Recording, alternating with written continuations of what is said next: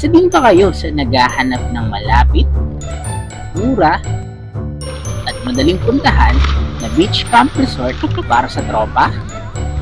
Tara, samahin niyo kaming puntahan ang isang beach campsite sa Lian, Batangas.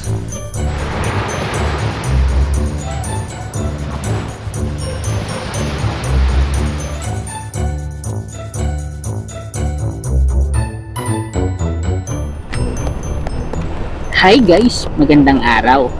Ngayon nga ay papunta na tayo sa beach campsite sa Lian, Batangas.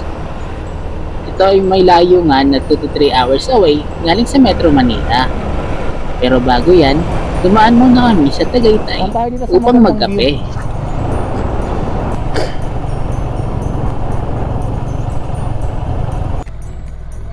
Nag-decide nga kami na sa McDo na lang kami magkakape para hindi na rin kami magtagal dahil nga may hinahabol kaming oras.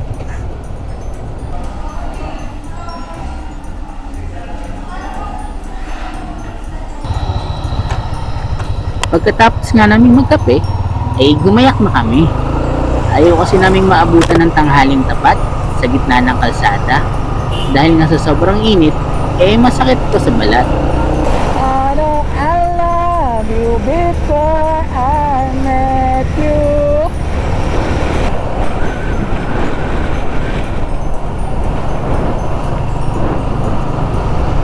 Hindi ko may tatanggi na ang rutang to ay isa sa mga pinakagusto ko dahil nga sa ganda ng mga kalsada na nadaanan namin.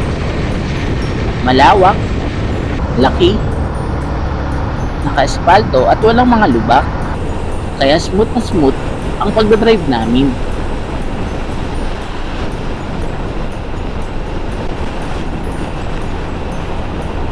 Kung kayo ay galing ng Tagaytay at papunta ng Nasugbu, meron nga kayong dalawang rotondang madadaanan at isa na nga to doon.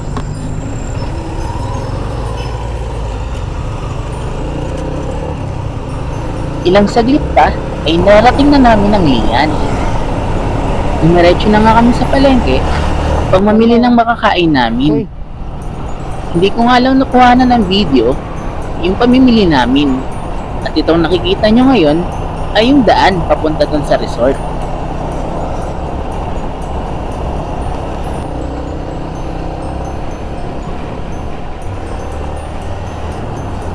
Okay, nakikita ko na yung dagat.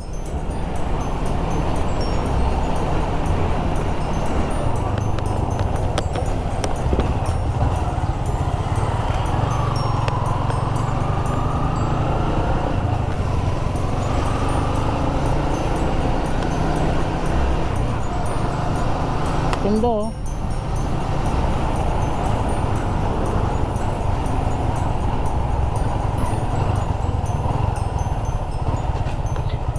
Bago nga kayo makatuloy sa mismong resort, ay kailangan nyo muna magbayad ng 25 pesos kada isa para sa environmental fee.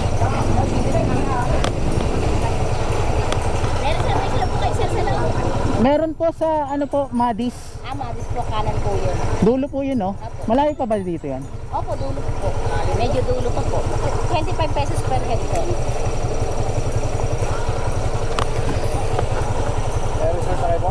Meron po. After nga namin magbayad, ay tumuloy na kami.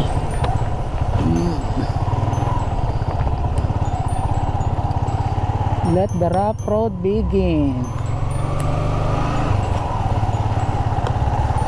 Blue, sorry na Blue.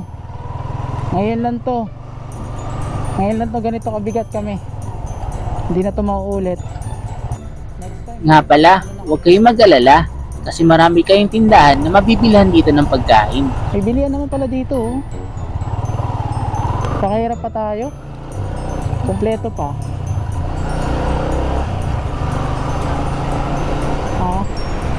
Yun nga lang, baka medyo mahal na ton.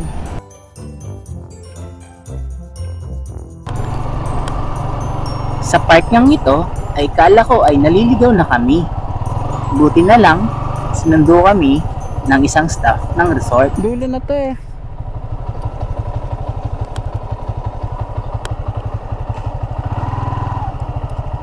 Ika lang. Pagdating nga sa parking, ay kailangan mong maglakad ng mga 5 minutes papunta sa mismong resort nila.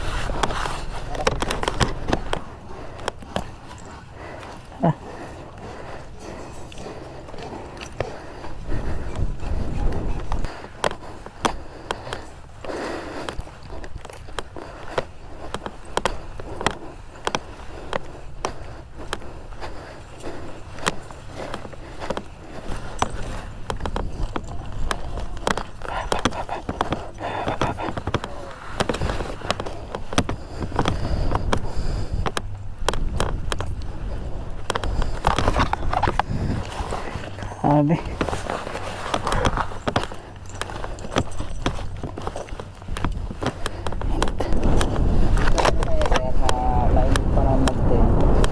Sige.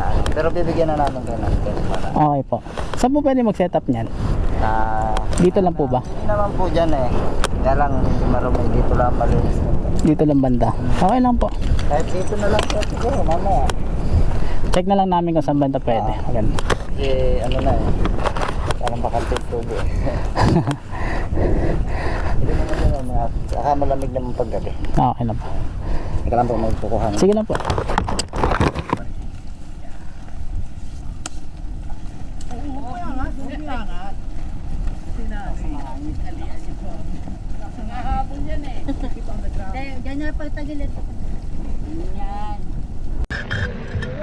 After nga namin makapag-setup ng tent, ay nagluto na ako ng makakain namin. Nagsaing na ako ng kanin, at syempre nagluto na ako ng paborito nating sinigang.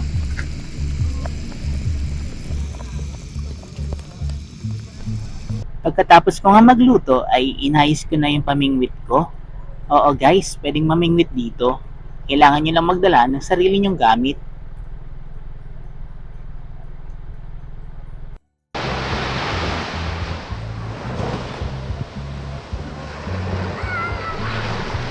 Unti-unti na nga lumulubog yung araw.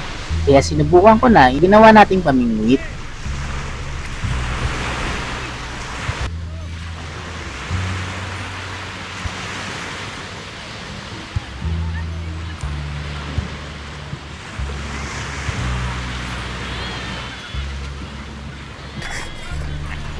Medyo nainip na nga ako sa kakahintay na may kumagat na isda. Kaya ang ginawa ko ay kumuha na lang ako ng patpat at nilagay doon yung pamingwit para kung sakaling may kumagat, eh makikita ko.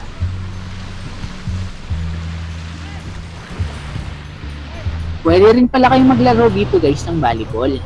Kung marunong kayong maglaro ng tropa mo o kung gusto nyo magkatuwaan lang.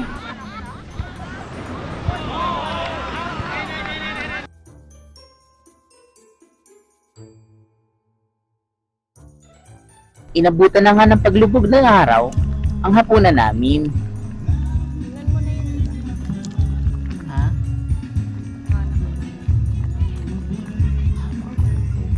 Habang kami nga ay kumakain, ay pinag-uusapan namin kung anong mga activities ba ang pwede namin gawin kinabukasan.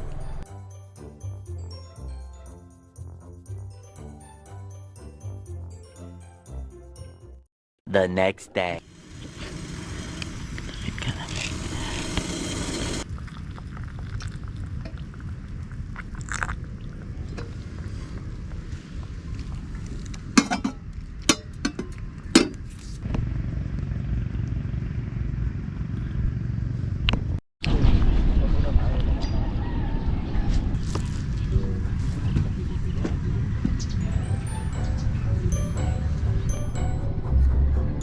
Sumikat na nga ang haring araw, kaya nag-almusal na kami. Nag-decide kami na mag-island hopping kami ngayong araw.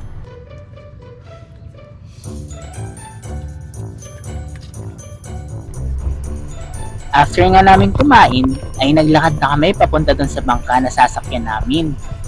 At syempre, bago ang lahat, safety first muna. Pinagsuot nga kami ng life vest bago kami makasampa sa bangka.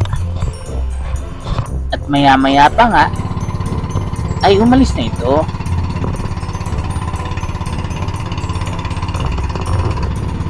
Ang pupuntahan nga pala namin ay ang bundok na yan. Tinatawag nila itong Cueva de San Diego. Kaya siya tinawag na ganyan dahil nga may kuweba siya sa gitna. At sabi ni kuya ay malayo daw yung loob niyan. Hindi. Malayo. So,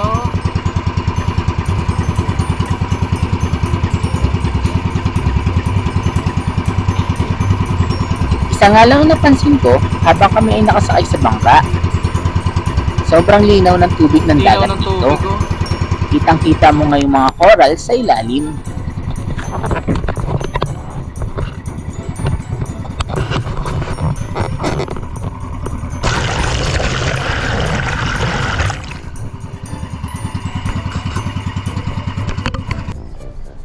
Pagkagilid nga ng bangka ay naglakad-lakad kami sa mga kabatuhan. Sobrang daming ang rock formation dito na pwede mong gawing background para sa iyong summer aesthetic photos.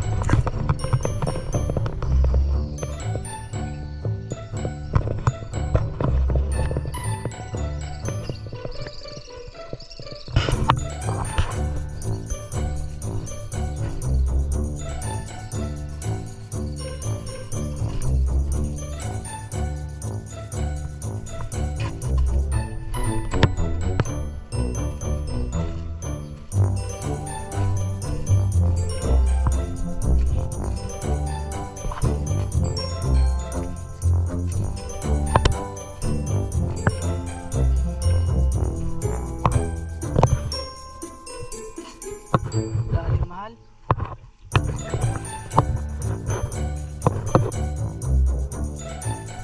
Kung familiar kayo sa mga komang na makikita sa dagat ay napakarami nito dito. Naglalakad-lakad nga lang sila sa beach.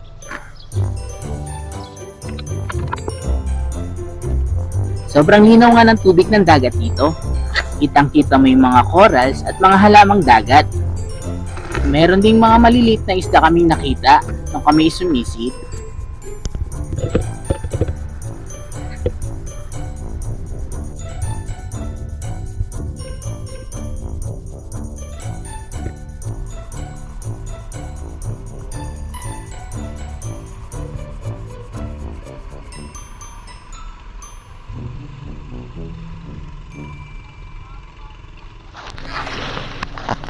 Pagkatapos na naming maglakad-lakad, ay nag-decide na ako na susubukan kong tumalon dito sa Cueva de San Diego. Medyo nakakatakot ka lang sa una guys. At syempre, doble ingat na dahil matatalim yung bato. Masakit siya guys sa paa kung wala kayong suot na tsinelas. Kapag nasa malayo ka, kala mo ang baba lang ng lugar. Pero kapag ikaw na yung tatalon, eh makakaramdam ka rin ng konting takot. Sir, sasalida kayo din niya sa kwan? Sasalida kayo ng talon?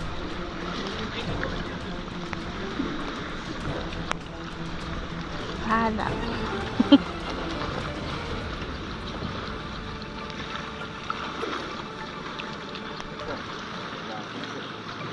Uy! Hindi ako makaligo eh.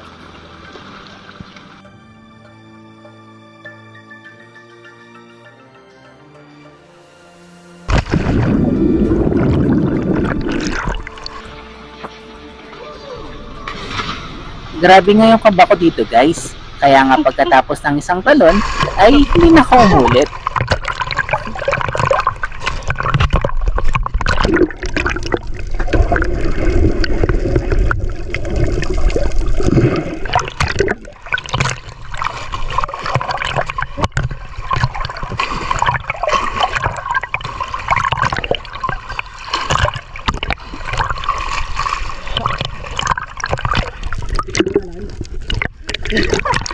Pagkatapos ka namin dito, ay umikot muna yung bangka bago kami bumalik sa aming campsite. Masasabi ko nga sulit yung trip na to dahil hindi naman kamahalan yung mga binayad namin sa mga activities na ginawa namin. At syempre, ang maganda pa dito ay hindi ito kalayuan sa Metro Manila kaya madali lang puntahan.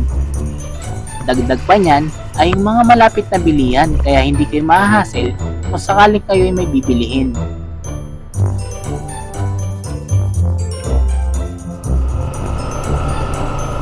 Ito nga pala guys, yung pangalan ng resort. Kung sakaling pupunta kayo, ay mag-message lang kayo sa kanilang page. Kung narating mo ang bahagi ng video na to, ay gusto ko lang magpasalamat sa iyong pagsuporta. Sana'y patuloy mong suportahan ang ating mga upcoming videos. Hanggang sa ating susunod na trip, maraming salamat sa inyo guys.